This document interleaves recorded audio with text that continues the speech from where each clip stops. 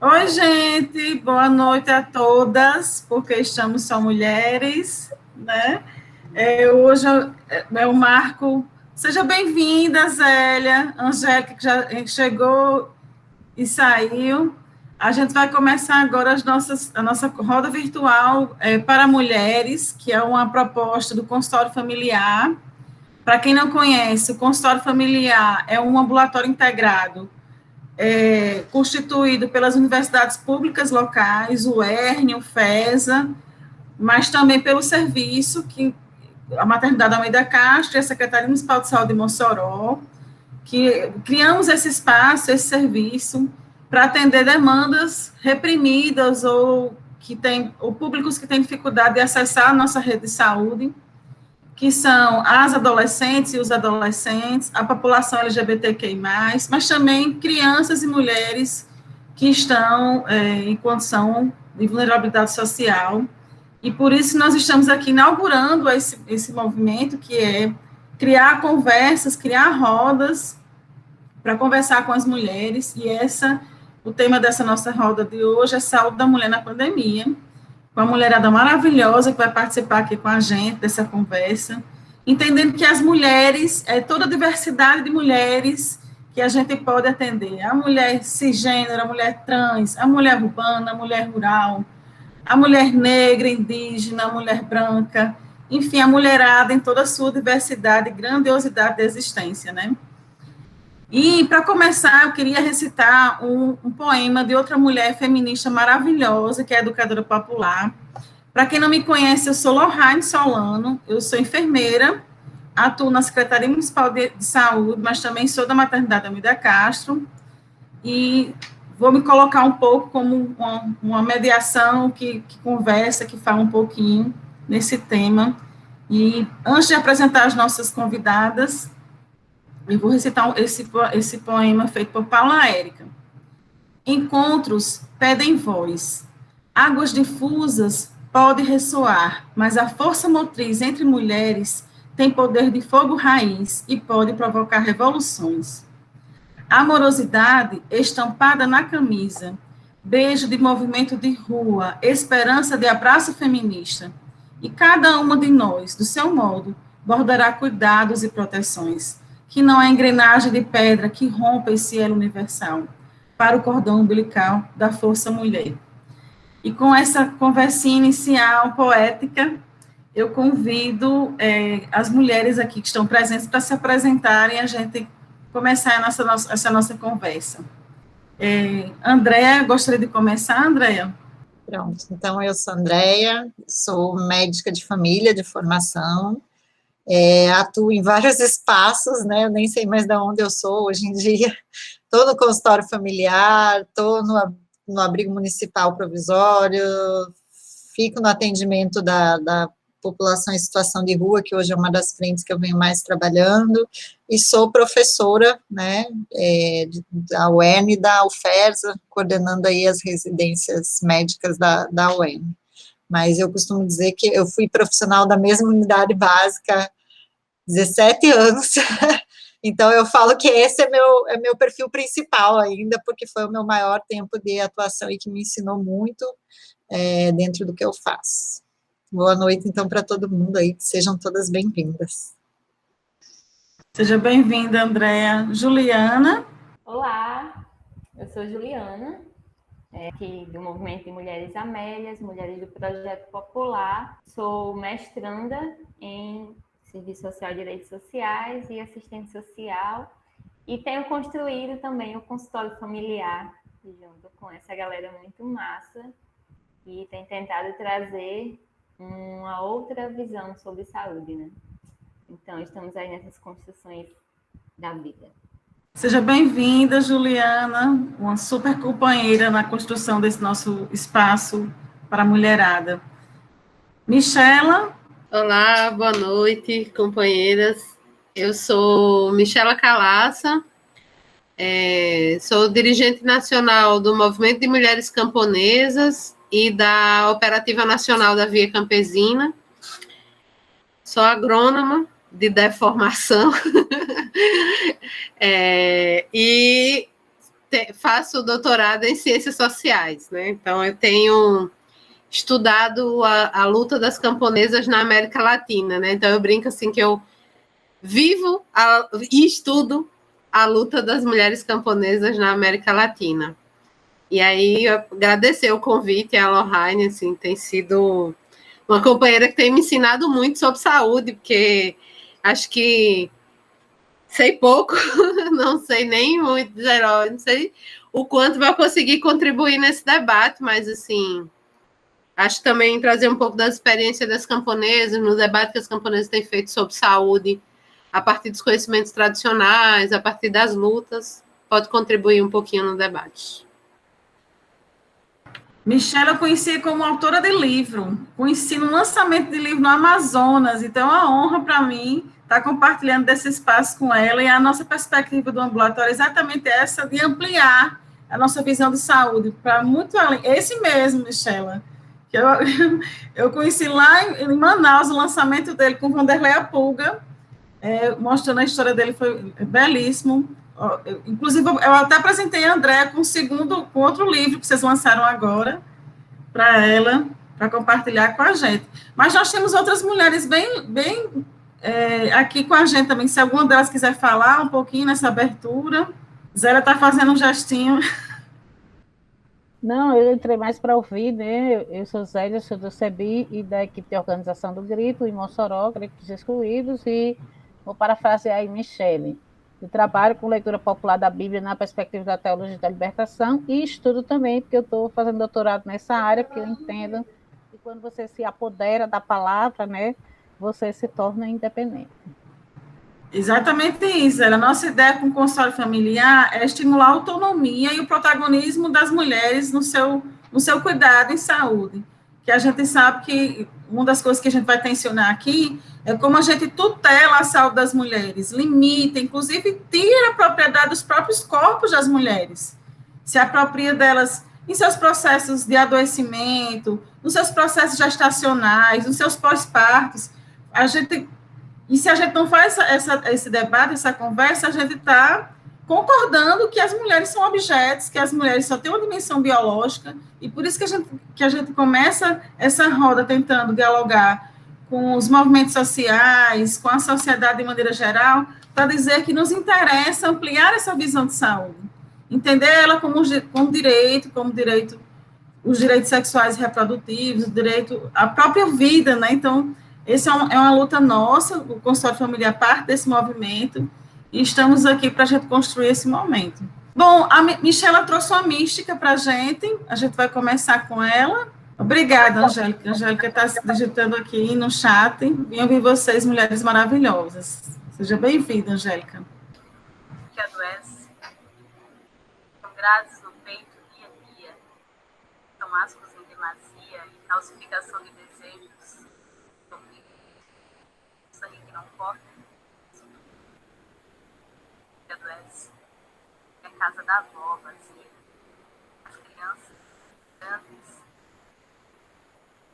a mãe doente com a filha, rezando ave-marias para um santo homem que as ajude. As familiarias em nós, nossos avós e homens, donos de tudo, grades, grandes grades, imundos, apertam, abafam a voz. Novamente pensamos, corre livre é o rio, em breve seremos nós. E com a mística que Michela trouxe, eu convido o André a bordo para começar essa nossa conversa. Difícil, né, depois de começar dessa fala. Enfim, eu vou tentar ser breve, na verdade, né, quando o tema que veio dessa roda de conversa foi a saúde das mulheres em tempo de pandemia, eu gosto de começar perguntando, né, assim, ou pensando, ou filosofando um pouco, né, sobre primeiro o que a gente entende por saúde, né, porque na maior parte das vezes quando a gente vem falando de saúde em tempos da pandemia, o que eu escuto sempre? Não podemos parar de fazer pré-natal, Não podemos parar de fazer coleta de preventivo, de exame de mama, né? Então, não que isso não seja importante, mas a gente reduz muito do que é a saúde da mulher à questão dos exames e rastreio biológicos, aquela velha concepção de que a mulher praticamente é o aparelho reprodutor dela, né? Porque a gente pensa logo nessa parte biológica, vários, ciclo menstrual, gravidez, não gravidez, e inclusive esquecendo de todas as mulheres, como o Lohane tão bem colocou aqui, né? Quando a gente está falando de mulher, a gente está falando de qual mulher, né? E daí, quando a gente vem, uma das coisas que mais me chamou a atenção, por exemplo, no início da pandemia, foi dentro das equipes que a gente tinha contato e trabalhava com os residentes na estratégia de saúde da família, o primeiro assunto pautado pelos residentes foi a questão do aumento do número de casos de violência contra a mulher dentro das áreas em que as equipes atuavam, por exemplo. Ninguém, naquele momento, dentro dos territórios, estava pautando outra coisa que não isso. Então, só isso já traz uma questão muito grande a ser pensada, né, de como essas questões, assim, de gênero, elas influenciam, né. Hoje eu estava vendo um outro artigo que trazia a questão da dificuldade pós-pandemia de trabalho para as mulheres, né, como isso estava sendo previsto no mundo, como é que isso estava sendo discutido, né. Então, eu acho que quando a gente fala de saúde da mulher, a gente tem que pensar em termos de assistência, temos sim, né, a gente tem que pensar como é que a gente vai cobrir a assistência biológica, os processos que fazem parte do planejamento familiar, por exemplo, né, da própria questão dos rastreios, ou de atendimento a uma gravidez saudável no momento de pandemia, mas a gente não pode esquecer de todas as questões que estão envolvidas nessa problemática quando a gente fala saúde, né, saúde e seus determinantes sociais do processo de adoecimento, né, a saúde e as questões, inclusive, de mulheres, como é que as mulheres, por exemplo, uma boa parte das trabalhadoras mulheres que trabalham em empregos como serviços domésticos, etc., não pararam na pandemia, e adoeceram, e como é que elas são provedoras dentro do lar delas e continuaram nessa demanda, né, tão difícil, trabalho remoto, trabalho presencial, gerenciar, às vezes, uma vida que tem no entorno, que muitas vezes sobrecarrega a mulher, inegavelmente, né, então, que mulher, eu acho que a primeira coisa é a gente discutir que mulher é essa que a gente está falando, quem são essas mulheres, né, o que dentro da perspectiva delas, a gente, enquanto atendimento em saúde, ou profissionais de saúde, poderia estar discutindo, para pensar nesse contexto de pandemia, em quais frentes a gente deveria estar atuando, né, porque reduzir a nossa atuação enquanto profissional de saúde a um contexto meramente de atendimento biológico, ele não vai ser suficiente para dar de conta de todas as demandas que estão aparecendo nesse momento, né, as altas taxas de feminicídio, como a gente tem visto, né, a questão mesmo de lidar com a própria educação dos filhos, que muitas vezes recai sobre a mulher, como é que elas estão lidando, como é que isso está sendo trabalhado dentro das comunidades, e qual o papel que nós, profissionais de saúde, né, da área de saúde, nós temos sobre isso, ou não é da nossa responsabilidade. Então, eu não queria me estender muito no começo, porque eu queria ouvir as outras falas, né, mas eu acho que a gente poderia discutir a partir desse ponto, de o que é a saúde que a gente está falando, quem são as mulheres que nós estamos falando, e pensar em saúde enquanto esse contexto muito mais ampliado do que meramente o atendimento da parte biológica, digamos assim, né, ou da parte biomédica, como eu costumo dizer, né, que é essa parte meramente de biologia, que não pode ser esquecida em muitos momentos, mas que a gente não pode resumir o cuidado à mulher a isso. Então, eu vou falar, porque eu nem contei meu tempo, mas eu tentei ser mais breve para ouvir as discussões e para a gente trabalhar nessa perspectiva, talvez, de fazendo trocas e aproveitar melhor o momento. Sim, André, você traz elementos importantíssimos para a gente refletir, que as nossas equipes não param para pensar nisso, terminam reproduzindo essas condutas excludentes, heterossexistas. Quantos atendimentos a gente vê que ignoram completamente os contextos que as mulheres estão inseridas, né? É como se todas as mulheres tivessem as mesmas coisas e não são. Eu trabalho na zona rural, as nossas mulheres têm demandas, as mulheres da periferia têm outras demandas, as mulheres de classe média também. E a gente vê que os serviços estão sendo organizados como se fosse a mesma mulher, ignorando as singularidades de cada um e cada um, de seus territórios, né? Uma outra coisa que chama atenção no cuidado na saúde da mulher na pandemia é que a gente está aumentando muito os transtornos mentais, né? Os transtornos mentais leves, de maneira geral, e a gente está vendo que as equipes estão produzindo poucas respostas para além do remédio. A gente não está conseguindo entender a saúde da mulher na pandemia para produzir outras respostas, como, por exemplo, usar as plantas medicinais que a gente tem nos nossos quintais, né? A gente só pensa, estou sem dormir, é um momento realmente muito angustiante, todas nós estamos muito angustiadas, sobretudo agora com essa retomada, né, da pandemia com os números muito altos, mas a gente não está conseguindo produzir respostas para a saúde dessas mulheres para além da medicação. Quando a gente olha algumas respostas produzidas pelo país, a gente consegue identificar a retomada dos conhecimentos ancestrais, o uso maior das plantas medicinais, do chá, do escaldapé, mas também redes de apoio, mulheres que estão tentando apoiar outras mulheres. Isso a gente não consegue perceber nem criar muito forte aqui na nossa região. Rádios comunitárias, os cuidados feitos, mesmo que usando, que nem todo mundo tem o mesmo acesso à tecnologia, mas, por exemplo, na zona rural, todo mundo tem seu celular, a gente consegue fazer uma conversa pelo WhatsApp, mas a gente percebe que as nossas equipes ainda são muito presas à queixa-conduta. Então, a gente também poderia aqui refletir nisso, como que a gente do consultório, como a gente aqui, essas mulheres que estão aqui, a gente pode pensar em problematizar, em levar, até no consultório mesmo, com que isso a gente pode tensionar e produzir, ajudar as equipes a produzir outras respostas, né? Mas a gente está continuando essas reflexões, né, daqui, e eu queria convidar para continuar essa conversa, Juliana Medeiros, para seguir. Vou tentar ser bem breve também, e aí depois a gente pode aprofundar melhor, se precisar.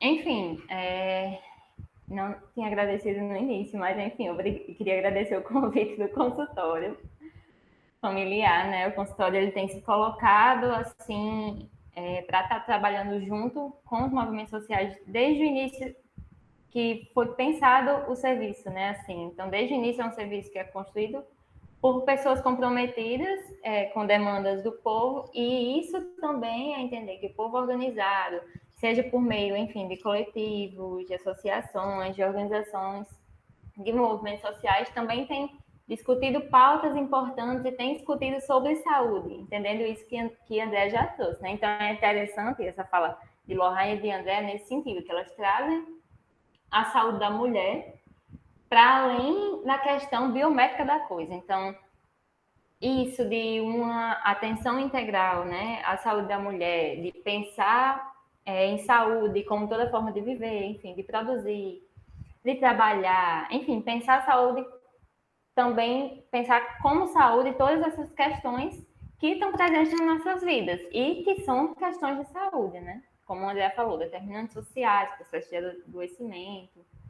Então, a proposta é que, Michelle, a gente traga, converse um pouco nesse sentido, né? De como tem sido a vida das mulheres durante a pandemia, de como tem sido feito o enfrentamento em relação a isso. Então, primeiro, contextualizando rapidinho para entrar no que eu vou falar, né? Assim, a gente entende que existe a divisão sexual do trabalho, que vai separar o que é trabalho de homem e o que é trabalho de mulher.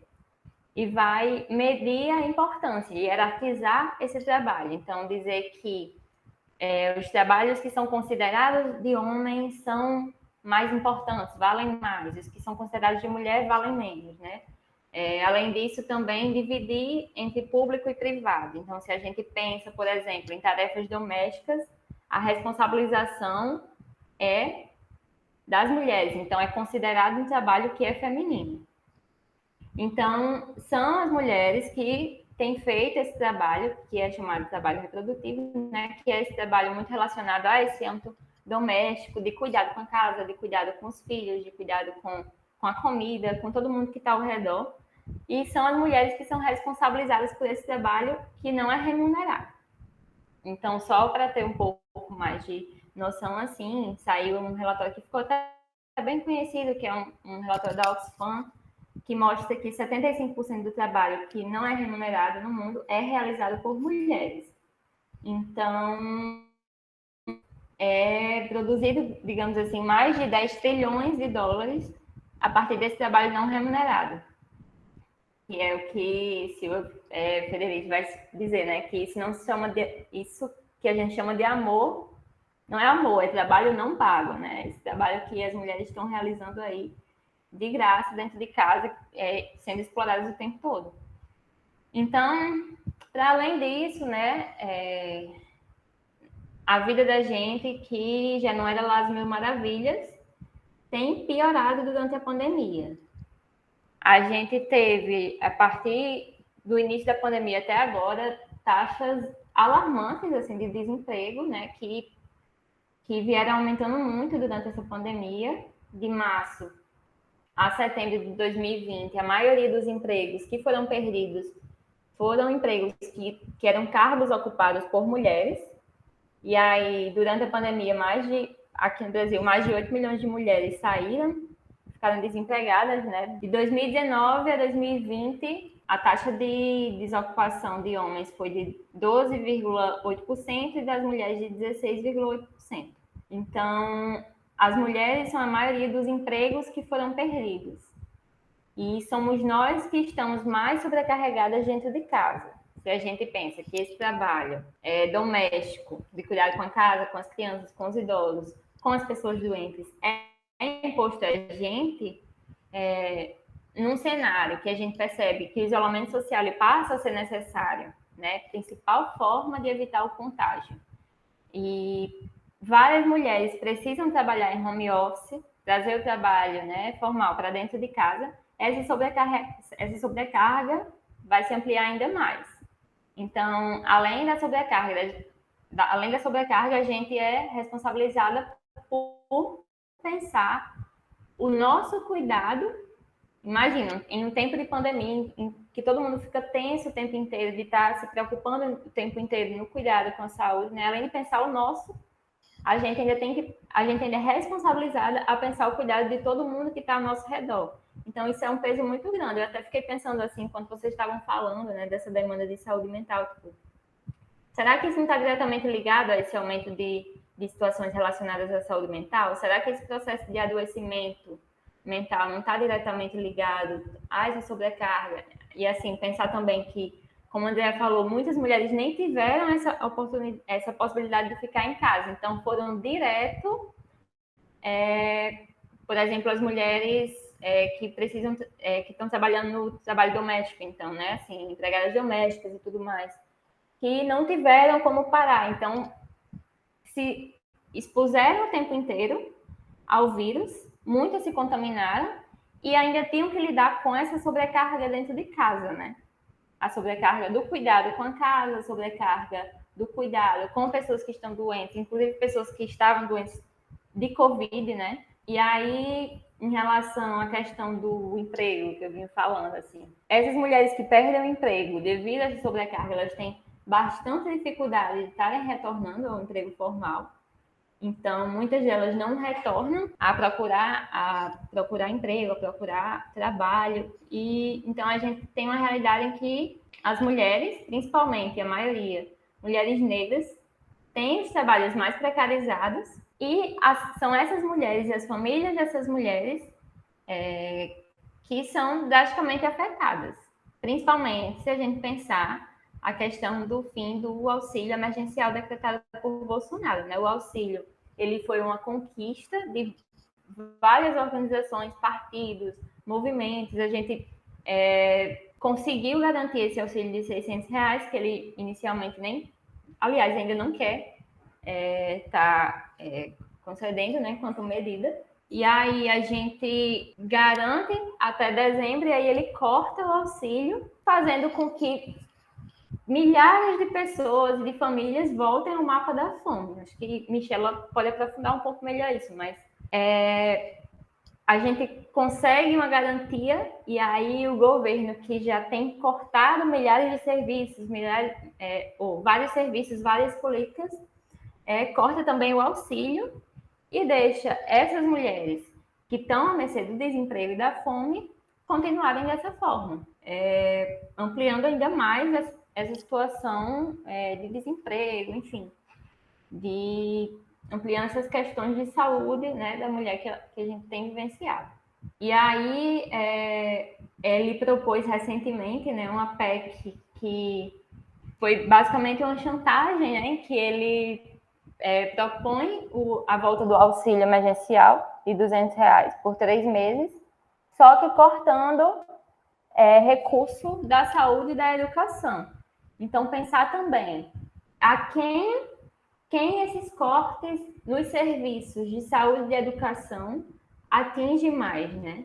Se a gente pensa que a maior parte das trabalhadoras, por exemplo, da saúde são mulheres, né? E, inclusive, a maioria dos empregos mais precarizados da saúde são mulheres que ocupam com salários mais baixos. Então, nesse período de pandemia, a gente tem estado na linha de frente do combate ao corona e Bolsonaro vem com um negacionismo enorme, assim, em relação à pandemia, cortes na saúde, enfim, negando a gravidade da Covid, não investindo em vacinação, não investindo no SUS, e aí isso atinge diretamente a nós, que estamos nessa linha de frente, né? Então, os cortes nas políticas, por exemplo, em que as mulheres são a maioria das trabalhadoras, impacta drasticamente, assim. São essas pessoas, somos nós que vamos perder emprego, somos nós que vamos ficar com nos empregos mais precarizados. E, além disso, quando as pessoas não conseguem acessar serviços, por exemplo, como a gente estava falando, se o cuidado relativo à saúde de pessoas da família acaba sendo responsabilidade da mulher, socialmente imposto como responsabilidade da mulher, quando as pessoas não conseguem acessar esses serviços, seja de assistência social, de saúde, educação, isso fica como responsabilidade da mulher. Então, é um processo, assim, esse processo de corte de políticas, de corte de serviços, que atinge a gente diretamente de vários lados, assim, de vários âmbitos, né? E aí era um pouco disso, assim, a gente poder aprofundando um pouco mais depois, e aí passo para Michela. Juliana, isso que você traz é fundamental, e assim, eu que sou enfermeira, Andréa médica, não sei se a Andréa vai concordar comigo, mas nós, trabalhadoras da saúde, discutimos muito pouco isso. Isso nas nossas formações em graduação, isso é muito pouco. Quando a gente sai e vai para o mundo do trabalho, isso acontece menos ainda. As mulheres que trabalham na saúde, elas são muito vulneráveis a toda essa lógica do consumismo, essa lógica capitalista, e elas são cooptadas por isso, e aí refletem muito pouco essas condicionalidades da saúde, e por não conseguirem compreender isso nas suas próprias vidas, imagine como é isso para conversar com a mulherada que a gente atende, né? Então, é muito importante toda essa contextualização que você traz para as nossas vidas enquanto trabalhadoras da saúde, mas também para a gente poder entender as mulheres que a gente atende, que a gente oferta cuidado, né? E só complementando uma coisa que a Ju falou, né, mas uma coisa que a gente não pode esquecer é que foi um ano, e pelo jeito permanecerá sendo um ano de crianças distantes da escola, né? E quando a gente fala de crianças, as mulheres também são vistas como cuidadoras e responsáveis pela educação. Dificilmente os pais assumem esse lado de ter que educar o filho em casa, acaba sobrando. Então, como é que a mulher trabalha? Eu penso muito nisso. A gente que foi profissional de saúde não parou de trabalhar. E daí, como é que você trabalha e ainda tem que assumir a educação das crianças, dos cuidados de todos que adoecem dentro de casa? Então, isso é completamente extenuante e é imposto, né? É a representação social que se tem de que a mulher é a responsável por aquilo, né? Ela tem que dar de conta daquilo, né? Então, isso é um fator a mais complicador que eu acredito que deve ter levado algumas mulheres, inclusive, a saírem também de seus empregos, talvez as que não perderam, tenham que ter saído para dar de conta desses filhos que estão dentro de casa, né, e que a partir de agora são responsabilidades delas, né, muitas vezes, porque isso é o que é socialmente esperado, digamos assim. Sim, André, é muito importante isso que você traz nessa reflexão. Michela, quer continuar a conversa? E tá muito boa a conversa, ouvir vocês, fiquei refletindo assim, vou até começar compartilhando eu vi um Twitter, veja, que disse que é de uma psicóloga, se era, eu não sei, né, essas coisas, a internet tem dessas coisas, né, ainda mais, mas eu achei o relato tão verídico que eu confesso que achei que deve ser mesmo, assim. Ela reproduzia um texto dizendo assim, que ela estava recebendo 2 pessoas, né, no seu consultório separadamente, né, e aí uma mulher que falava que está tomando remédio, que a pandemia ela está muito nervosa e que acaba gritando com os filhos e está tendo muito problema para dormir e tal, colocava vários problemas. E ela também atendia um homem que estava falando que a pandemia foi até bom, diminuiu o horário, diminuiu o tempo que ele gastava no trânsito, que ele até foi promovido e que não sei o que, assim, várias coisas positivas. E aí o terceiro Twitter dela era assim, eles são casados. Descobri depois que eles são casados. É mais ou menos isso, né, que a gente está falando, assim, do quanto toda essa lógica de organizar a vida impacta em toda a nossa área da saúde, assim, tipo, da mental, na física, como que a gente consegue lidar com essa restrição do sair de casa, tipo, veja, para as mulheres, o sair de casa tem uma conquista a mais, né? Tipo assim, esse lugar do público, de onde a gente vai para falar, né? Onde a gente vai para trabalhar, onde permite uma socialização que muitas vezes nos foi negada. E aí, em especial, as camponesas, isso é muito evidente. E aí, por uma necessidade, a gente entende que é uma necessidade, o isolamento em casa. E aí, nem toda casa é um lar, né? Nem toda casa, de fato, é um lugar onde se acolhe, onde uma família que tem relações harmônicas. Então, e mesmo as que tem, não é fácil, né? O lar não é fácil de qualquer forma. Então, como pensar a saúde da mulher nessa lógica como vocês colocam, que eu acho que é muito interessante, de forma integral. Eu pensei em trazer, tinha conversado um pouco com o Ju nessa divisão, né, que não somos diretamente da área da saúde, como que a gente traria os elementos, mas eu resolvi nessa coisa de tentar fazer uma fala mais rápida também, focar na questão da alimentação. E aí, por que focar na questão da alimentação? Eu acho que, para além da questão da fome, eu queria colocar uma reportagem que eu li essa semana, que o título dela era assim: cozinhamos em nossas panelas as doenças de hoje e as do amanhã. E aí, essa reportagem, ela está, na verdade, falando sobre o modelo, né, de agricultura que a gente tem no nosso país e que a gente tem majoritariamente no mundo, né? Então, você tem... Só que o título mexeu comigo, porque quem cozinha são as mulheres.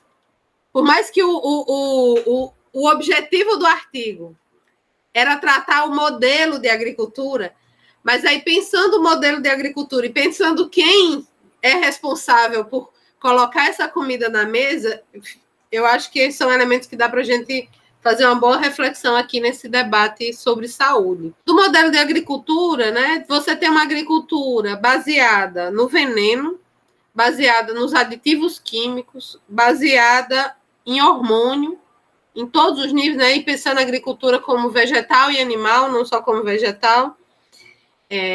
Você tem uma agricultura que excluiu as mulheres camponesas do processo de trabalho, porque tentou tratar a agricultura a partir dessa divisão sexual do trabalho, de dizer que as mulheres ficam em casa e usam, que ela não é real no campo, ela não existe no campo, as mulheres estão no trabalho, né, considerado produtivo da roça, estão no seu lugar considerado, que é o doméstico, mas que também é produtivo a partir das produções do quintal, a partir das plantas medicinais, das hortaliças, mas a partir de um outro modelo, de um modelo que ela planta, né, e em especial no entorno da sua casa, pensando no que vai colocar na mesa, no que vai cozinhar. E nisso ela não bota veneno, não bota aditivo. E esses dois modelos estão cada vez mais em confronto, né? E eles estão em confronto porque, veja, em tempos de crise econômica e ambiental, aonde os bancos estão indo também colocar seu dinheiro é no agronegócio, é na mineração que vai sob as terras camponesas, e aí entendendo os camponeses como indígenas, quilombolas, camponeses em geral. Então, veja, você tem um modelo de agricultura que favorece um modelo de alimentação que é restritivo nutricionalmente, você diminuiu a alimentação, era muito mais diversa a 4, 5 grãos, né? Você tinha uma diversidade de alimentação muito maior. Qual o impacto disso na saúde? E aí, quando a gente pensa numa época de crises ambientais e a gente pensa numa época de fome, como enfrentar essa fome? Né? Como enfrentar essa fome quando a gente está perdendo o território, quando é pensado que para combater a fome é esse modelo que envenena a terra e que envenena as pessoas. O artigo que eu falava no começo, ele traz um pouco a visão de que com esse modelo de degradação ambiental e de produção tanto da agricultura como mineração, outras pandemias virão. Era meio essa a mensagem do artigo, né? Outras pandemias virão. E aí, como é que a gente pensa nisso? Para pensar essa relação campo-cidade que parece tão distante, que quando a gente fala de saúde, parece que não se relaciona, mas são totalmente relacionadas, porque a gente, de fato, a nossa saúde reflete muito do que a gente se alimenta e qual é o acesso à alimentação que a população mais precarizada na cidade tem. E aí, infelizmente, hoje no campo também, porque você tem a pobreza majoritariamente no mundo, contraditoriamente, é uma pobreza rural. E é uma pobreza fruto da falta de política pública, né? E aí, assim, só colocando mais um elemento que eu acho que é importante da gente pensar, é que, veja, como o Ju estava mostrando os dados, né? A gente, da perda de emprego na pandemia, antes da pandemia, a gente já tinha 5% da população mundial em situação grave de insegurança alimentar. Como é que isso fica depois de tudo que a gente está passando na pandemia? Como é que isso fica com o governo no Brasil, que eu não sei se vocês chegaram a ver, no auxílio emergencial do ano passado, uma mãe solo, né, ela poderia acessar até R$ 1.200. Nesse, agora, ela só vai ter direito à metade. Veja, é uma punição por você ser mãe solo, sabe? Assim, e essa loucura de como colocar comida na mesa, quando você não tem política pública para que o campesinato aumente a produção de alimento, o que você tem um alimento totalmente mercantilizado, então, que vai obedecer, eu não diria nem que é a lei da oferta e da procura, sabe? Porque eu acho que nesse momento é a lei da ganância mesmo, do como é que eu ganho mais e como é que eu não me preocupo com o outro, porque você está vivendo uma pandemia e o preço do arroz, o preço do feijão, ou seja, das coisas básicas, ter aumentado muito mais do que o dobro, né? Não é uma lei de não é só uma lei de mercado, né? Então, e quem vai lidar com isso são as mulheres, né? Pelos elementos que Ju já trouxe, que vocês já trouxeram, dessa responsabilização histórica pelo cuidado. Então, nos falta trabalho. A gente, quando não vive com o companheiro com quem tem o filho, né? Ou quando não vive com uma companheira, a gente vai ser penalizado outra vez, recebendo menos do auxílio emergencial, que já vai ser insuficiente. E como é que a gente não vai trabalhar? E como que lida com os filhos sem escola? E como que coloca essa comida na mesa? Então, todos esses elementos, não... Eu queria terminar, assim, essa primeira rodada, assim, não tem saúde que resista, né? Não tem como a gente permanecer lidando com isso de uma forma que não atinja a nossa saúde em todos os níveis, assim. Então, esse é um pouco o elemento que eu queria trazer a partir dessa coisa da fome, assim. E, finalizando mesmo essa primeira fala, veja, é preciso deixar muito claro que a gente tem uma política estruturada de morte, sabe? Assim, o que é que eu acho que isso é muito importante deixar claro? Porque, na medida que você não tem todas essas coisas que a gente estava falando, né? Você não garante a possibilidade dos camponeses produzir mais, que é quem, de fato, produziria alimento para alimentar as pessoas e não produz só mercadoria. E aí você tem uma lei aprovada para que os camponeses recebessem auxílio emergencial e os camponeses não receberam, tipo, a não ser os camponeses que tivessem já no Bolsa Família, senão não houve auxílio emergencial para o campo. Você tem um governo que atrasa a vacina, né, que atrasa o enfrentamento da pandemia. Você tem um governo que não tem política real para enfrentar nem a fome, nem o desemprego. É uma política que ela é adoecedora. E por causa do lugar que a sociedade coloca as mulheres, ela ainda é mais adoecedora a nós mulheres, né? Então, eu queria dar um pontapé por aí. E aí, na próxima rodada, a gente pode conversar um pouco sobre essa coisa do ficar em casa, sabe? Da violência. Fiquei pensando, muitas vezes em casa não é o lugar mais seguro para as mulheres, né? E aí, como os dados da violência, o estupro, e como é que está a questão do estupro de vulnerável, né? Porque está todo mundo em casa, né? A criança está em casa também. Então, acho que na rodada a gente pode também pensar um pouco sobre isso. E, Michela, eu acho que você trouxe muito bem essa questão da alimentação, né, que isso é um ponto muito, muito forte. A gente teve aí índices alarmantes de insegurança alimentar, como há muitos anos não se via, né, e uma coisa que eu me lembro foi que no final do ano passado, um dos guias de alimentação, agora eu não vou me recordar qual, porque... mas isso foi muito discutido em vários grupos, a questão de inserirem alimentos ultraprocessados, mudarem todos os critérios, que tem tudo a ver com todas as políticas que parece que estão sendo criadas, né, e que só não percebe quem não quer, que estão interligadas e beneficiando alguns grupos, porque você inserir no guia alimentar de boas práticas alimentos ultraprocessados em detrimento de outros tipos de alimentos produzidos, por exemplo, no campo, etc., não tem o menor sentido. Você vê que faz parte de um escopo, realmente, de atuação de políticas de morte, porque eu lembro que isso foi extremamente discutido, vazaram notas, né, inclusive, e servidores foram até demitidos, etc., porque vazaram essas notas de questionamento a esses guias alimentares, né, só porque você foi falando, eu fui me recordando de todas essas coisas que a gente vem vivenciando nesses últimos tempos.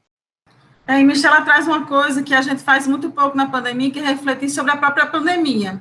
Ailton Krenak, que é um autor indígena maravilhoso, que eu adoro, ele diz, não foi surpresa nenhuma a pandemia, a gente está destruindo a Terra, e uma hora ela ia trazer isso de volta. Então, e ela não vai passar, ou a gente muda a nossa convivência com a Terra esse lugar mãe, né? Ou a gente vai passar a vida inteira nessa e sendo engolido pela doença mesmo. Quem sabe, aí, na verdade, quem vai ganhar ela enfrenta toda a destruição que a gente vem operando e vem pactuando. Na hora que você não faz essa reflexão, você pactua. De onde saiu essa pandemia? Qual foi? Foi o desequilíbrio ecológico? De onde saiu ela, né?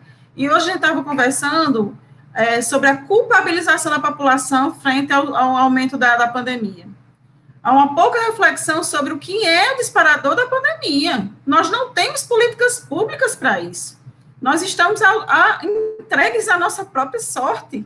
O governo federal não tem uma política clara, a política dele, aliás, é de morte, é muito clara o posicionamento genocida. E o que a gente está assistindo são as rodas de conversa dizendo, olha, tá vendo, a culpa é do bar, a culpa é do restaurante, a culpa é do condomínio e tal, das comunidades que não querem usar a máscara também, né? Mas, na verdade, quando você vê suas lideranças, quando você vê prefeitos, governadores, vereadores, pessoas famosas assumindo essa postura, e aí a gente não conversa com os nossos colegas ou com a nossa população sobre a ausência de política pública para isso. É importante que a gente faça essa conversa, que pense na nossa relação com a terra, na nossa relação com os direitos sociais, na nossa relação com o acesso aos serviços de saúde. Como é que está a nossa rede no acesso aos serviços de saúde? A gente consegue, de fato, todas as populações têm acesso? A gente sabe que não são todas as mulheres que têm acesso. Hoje mesmo a gente passou por um constrangimento de uma travesti que tentou no nosso serviço usar, foi com a requisição, a prescrição médica para usar a Noregina, que é uma medicação de rotina nossa na UBS, e foi barrada. Não deram a medicação dela. Isso é revoltante, por quê? Porque é uma mulher trans, e ela não tem acesso, a justificativa é que ela não tinha prontuário. Enfim, mas a gente sabe que isso é só uma justificativa. O acesso é negado por vários outros motivos. E são essas mulheres que a gente precisa garantir o acesso e organizar os nossos serviços para isso, né? Bom, então vamos para a segunda rodada, que a gente já vai finalizando, né, para a gente poder daqui já ficar com gostinho de outras rodadas, né? E pensar como que a gente vai sair daqui convidando outras mulheres para participar, para a gente poder seguir com essa conversa, desmontando a ideia da saúde da mulher restrita só a peito e vagina. Muito tempo nos deixaram só nesse lugar, né? E a gente está querendo dizer que não, é muito bem mais amplo do que isso, mas a ideia é que daqui a gente consiga tecer outras rodas e ir conversando. Então, eu penso que acho que voltando para cada um de vocês, né? E a gente vai finalizando, o que vocês acham? Então, André, pode seguir. Então, tudo isso que vocês foram falando me ocorreram também duas situações que eu tenho vivenciado muito na minha prática. Por exemplo, como eu estou atuando muito com a população em situação de rua, que também é uma população que ficou extremamente vulnerabilizada nesse momento, com parcas políticas tapa-buraco, que foram emergenciais, mas que a gente não está conseguindo progredir muitas vezes, né? E como a questão de gênero é presente, porque a mulher em situação de rua, ela tem 3 vezes mais dificuldade ainda de sobrevivência, né? Que é um meio inóspito, muitas vezes, para a mulher, a questão do estupro, a questão da vulnerabilidade, de como ela é cuidadora, às vezes ela está com o companheiro que está na rua por ser a cuidadora dele e ainda é vítima de violência, né? Então, essa situação na pandemia ficou mais evidenciada ainda, né? E outra coisa que eu estava me lembrando porque vocês falando, foram me ocorrendo algumas imagens, algumas questões do ano passado. Eu lembro que eu tive uma das alunas que eu participo de um GT que trabalha com populações invisibilizadas, né? E foi colocado por uma das alunas que é lá do Pará, que é indígena, né? Um vídeo da avó dela, naquela época das queimadas, que estavam assim, não sei se vocês se lembram, a avó dela chorando, porque ela era índia e ela não tinha mais com o que trabalhar dentro das ervas, das curas dela, ela pedindo socorro para alguém parar com aquilo, porque ela já não tinha mais para onde ir, nem o que fazer pelo povo dela, porque ela trabalhava com aquelas ervas dentro do cuidado da população que já estava vulnerabilizada, e daí sem o mínimo que ela tinha, que era aquela união dela com a natureza e com o entorno, né? Então, eu acho que isso que Lohane também trouxe no começo, né, da gente lembrar das questões de ancestralidade, da terra, da convivência. Eu gostava muito de um autor de ficção, e ele tinha um livro que trazia isso, a história do mundo onde as mulheres, de repente, dormiam.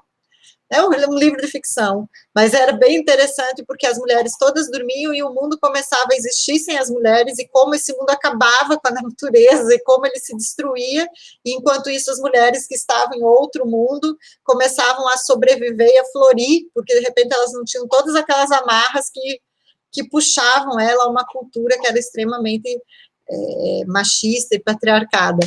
É uma história de ficção, mas que não deixa de ser, às vezes, interessante para a gente pensar. né?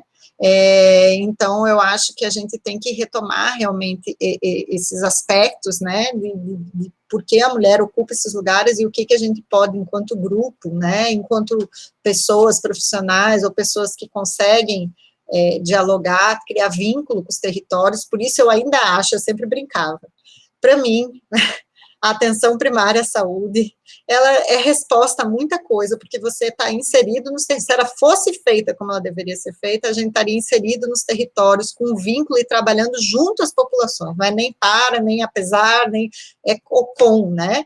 Eu acho que muito dessa questão de não usar máscara, desse controle, de culpabilizar, eu me lembro da época que eu trabalhava, e até hoje eu já estou fora, desde 2016, da comunidade que eu trabalhava, mas até hoje eu tenho vínculo com as pessoas da comunidade, né?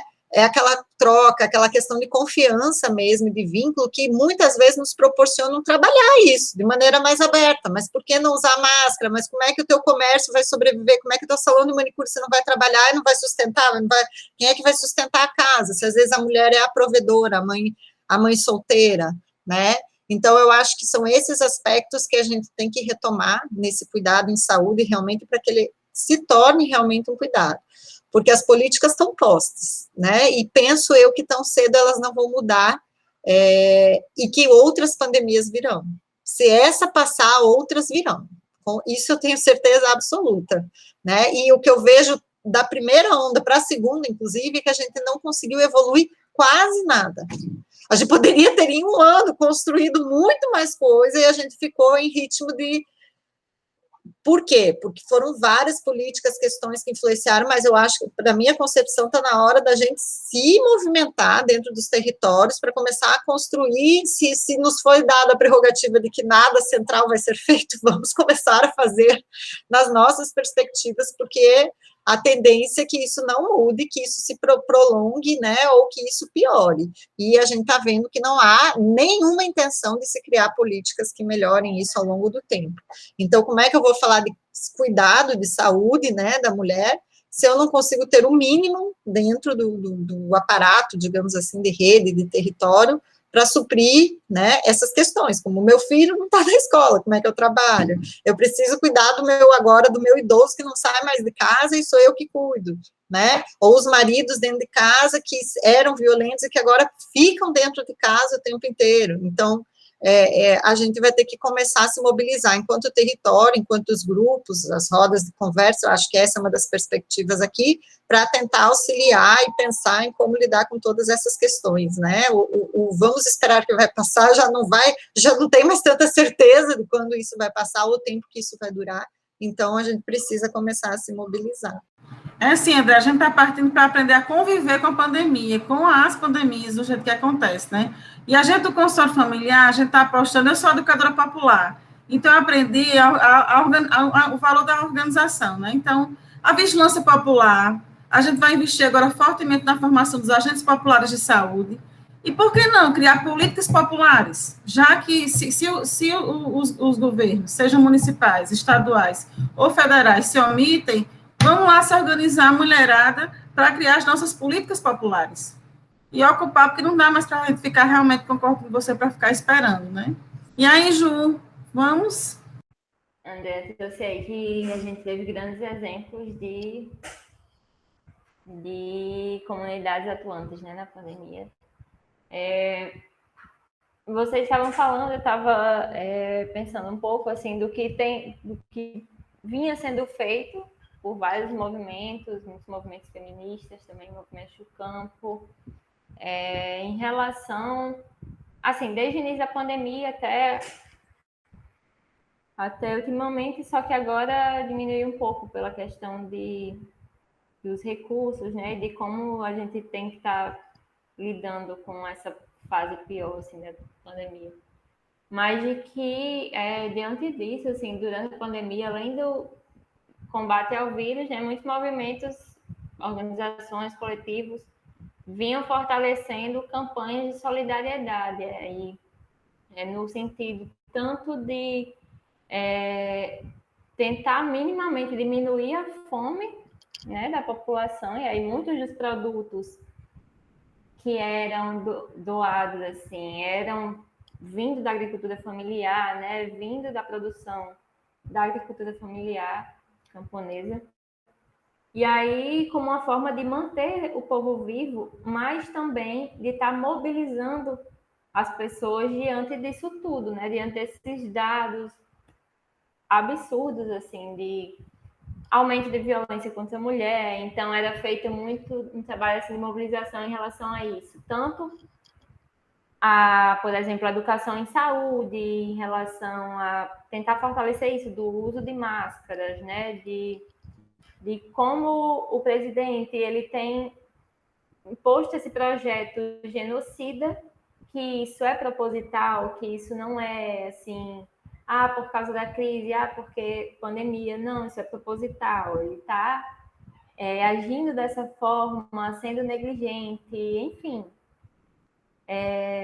Imposto esse projeto aí de forma proposital mesmo. Então, rolou muito isso de ações de solidariedade que não foram pontuais, assim. Houve um trabalho mais contínuo, mais frequente, de estar mobilizando, de estar conversando com as comunidades, nesse sentido de mobilizar contra tudo isso que tem acontecido, levantar demandas dessas pessoas durante esse período de pandemia, né? Então, acho que isso que vocês falaram, assim, é muito importante de estar sendo realizado agora, assim, nos territórios. Acho que seria uma saída muito boa, assim, de estar realizando esse processo de mobilização onde a gente tem inserção. Acho que Michel pode trazer um pouco a questão da violência. Não, eu quero só reafirmar, Juliana, a importância de vocês estarem com a gente construindo o consultório familiar, que é esse lugar que se propõe a ser uma Jurema para criar um Juremal. Inclusive, a nossa figura que a gente escolhe para ser o nosso modelo organizativo explicativo, porque, além de ter a nossa ancestralidade, ela tem toda a nossa guardiã da nossa biodiversidade, força, você nunca vê uma Jurema, ela é um Juremal, né? Ela consegue semear. Então, o consultório ele tem essa ideia de não substituir o serviço. A gente não quer substituir a atenção básica, a gente quer estar lá sendo uma retaguarda para eles e elas, né? E dizer que a gente está para conversar, para dialogar, para construir outros processos de trabalho, para além do que a gente já vem executando. Eu queria só dizer que é muito importante a participação das Amélias RN, dos coletivos e organizações populares nesse processo. A gente tem aprendido muito com vocês. Esse compartilhamento é muito importante para a gente da saúde, porque nos permite realmente ampliar a visão e pensar em outras alternativas para produzir resposta. Já que não está dando certo, como que a gente pode melhorar, qualificar a nossa rede e a produção de cuidado individual e coletivo? E seguindo, a gente vai para a Michela. Ina, eu acho que vocês disseram tudo. Eu não vou falar da questão da violência, porque, para a gente terminar, eu acho que, no sentido do que vocês vêm falando, que eu acho que a gente precisa terminar com esperança, com o que é que a gente constrói, que é isso. Cabe a nós construir o amanhã, porque tá duro, se não a gente não alimentar, né? Uma esperança da lógica do construir a esperança, né? Do esperançar e não do ficar esperando que passe. Então, vou deixar a violência para depois, Ju, e eu queria reforçar o ponto que vocês trouxeram, assim. Eu tinha colocado aqui como que a gente, dos movimentos do campo, está enfrentando, que aí são essas ações de solidariedade, mas que Ju já trouxe, vocês trazem a coisa do agente popular de saúde, e aí eu vou falar de forma mais geral, mas que é a mesma coisa, assim. Veja, é organização popular.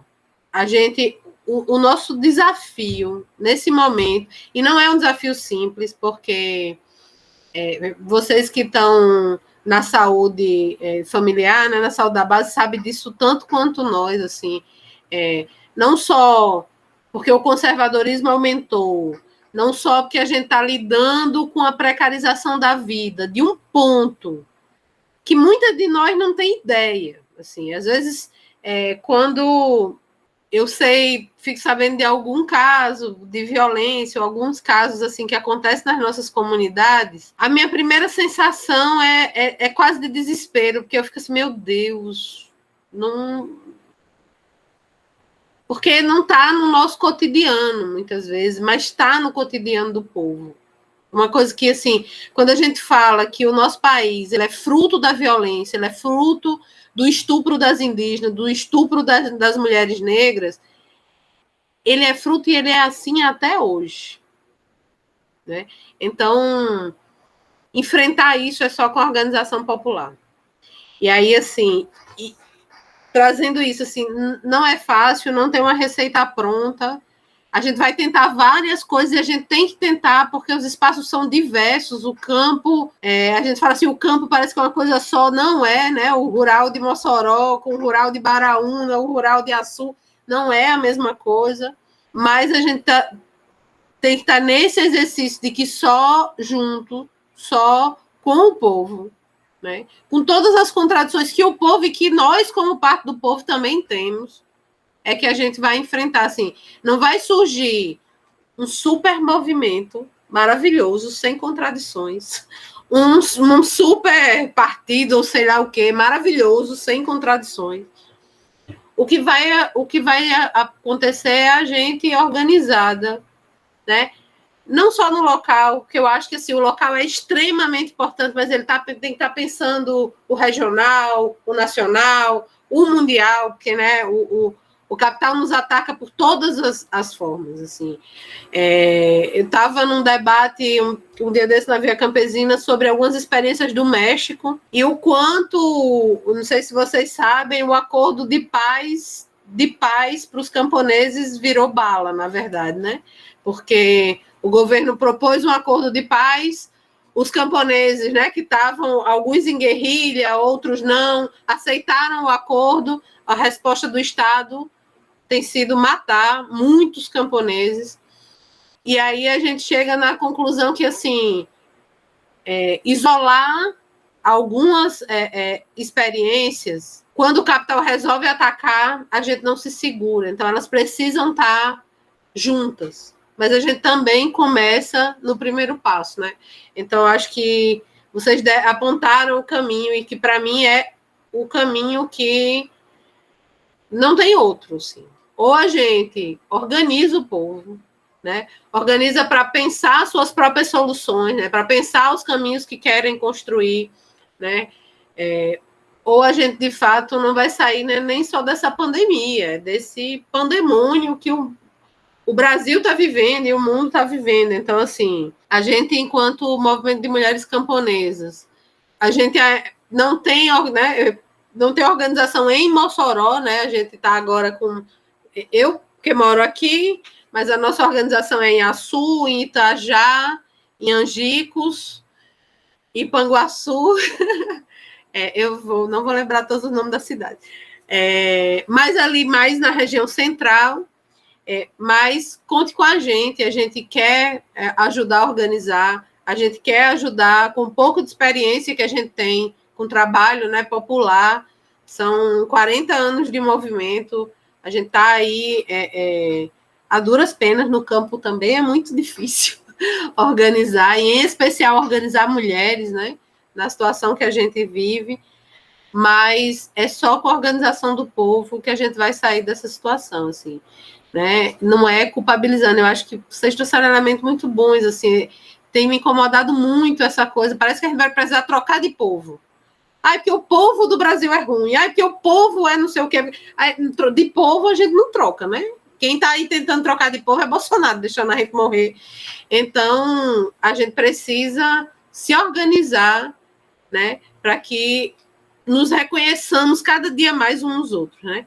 Que eu acho que é isso, na medida que eu me reconheço numa mulher negra, não sendo mulher negra, numa mulher indígena, não sendo mulher indígena, né? No que eu me reconheço numa pessoa de população de rua, não estando nessa situação, numa pessoa LGBT, é assim que a gente vai construir o novo, e isso só vem com a organização, assim, só vem com um grupo, com um coletivo. De outra forma, a gente não sai desse buraco. Mas vamos sair, porque vocês também nos animam, sabe assim?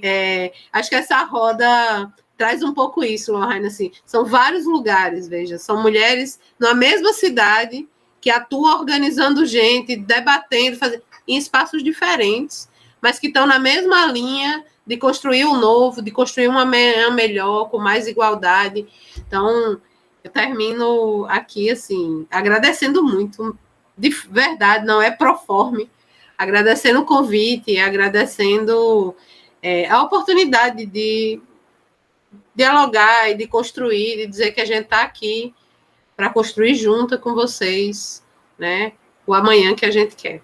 A gente aqui agradece a vocês, né? Quer falar, Andréa? Não, eu ia falar que antes de você acabar, porque eu aprendi com vocês com você que as intervenções culturais são muito boas e baseadas na fala da Michela, de Esperança. Você deixa depois eu passar um videozinho bem curtido, uma música que eu vi semana passada que eu adoro, e daí eu acho que tem a ver com esse momento. Depois você deixa eu fazer essa intervenção cultural no final. Bom, eu queria, não vou encerrar agora não, porque realmente, para a gente, a arte e cultura, ela não é enfeite, não é adorno, ela é a essência da organização do nosso processo de trabalho, é a essência da nossa própria identidade, né? E eu queria só dizer que a gente tem tentado fazer é uma aprendizagem constante, porque a gente por muito tempo fazia para a população, fazia para os nossos colegas de serviço, para os gestores, para a universidade. E agora a gente começa a aprender a fazer com as universidades, fazer com a gestão, fazer com os trabalhadores e as trabalhadoras, mas o que está nos encantando, e é uma coisa que a gente está bem mobilizado, é para fazer com os comunitários e as comunitárias, com a população em si mesmo. E isso tem sido uma aprendizagem diária, e a gente pensa que esses movimentos, que ainda que virtuais, mas que a gente precisa dialogar também de forma presencial nos nossos atendimentos individuais, já que a gente não está podendo fazer coletivo, né? Mas eu queria fazer um pedido, porque eu não sei se é Ju, a Camila ou a Michela, eu não sei se a Angélica também topava, mas eu escutei vocês cantarem uma cantiga, antes de André botar o vídeo, uma cantiga sobre o movimento feminista que eu achei tão linda, e eu até botei aqui no chat, que eu não sabia quem é que tinha cantado, onde foi que eu escutei essa cantiga feminina, que a mulher se junta com outra e que forma uma rede, tem uma cantigazinha bem bonitinha, assim, que eu já vi vocês cantando, e eu não sei como é que ela disse, meu Deus, eu já perguntar a Ju se ela tem essa cantiga, mas não sei se é a Camila que canta ela nas rodas, não sei como é, Camila. Isso, companheira, me ajude, que eu não posso... Isso. Podemos fazer uma rapidinha. Agora, olha, eu quero lhe dizer que se eu cantar, pode ser que a internet caia. Não, mas a gente não está no concurso de cantoria, não. É só para dizer que as palavras são lindas, muito bonitas dessa cantiga. Vamos lá. Companheira, me ajude, que eu não posso andar só. Eu sozinha ando bem, mas com você ando melhor. Companheira, me ajude, que eu não posso andar só. Que eu não posso andar só. Eu sozinha ando bem, mas com você ando melhor. Gratidão, meninas. Só gratidão, Michela, Juliana. Mas eu acho linda essa cantiga. Eu vou aprender também. Eu canto péssimo também, mas... Eu tô chocada esse tempo todo e eu nunca botei Michela para cantar. Lohane chegou agora, já quer sentar na janela da Palpique, fazendo Michela cantar. E o pessoal aqui do lado, da Saúde da Família do Campo e da Publicidade de Garanhuns, ouviu esse finalzinho de vocês e estava assim, ó, é isto sim. É isso mesmo. Eu acho que da próxima vez a gente pode fazer um negócio articuladinho, nós e vocês, né, para vocês se conhecerem. André, colocar um videozinho que você quer? Vou colocar. Se for muito ruim o som, vocês me avisam aqui no WhatsApp, tá certo? Que como eu vou projetar, não consigo... Vamos tentar. Vamos lá, deixa eu pôr aqui.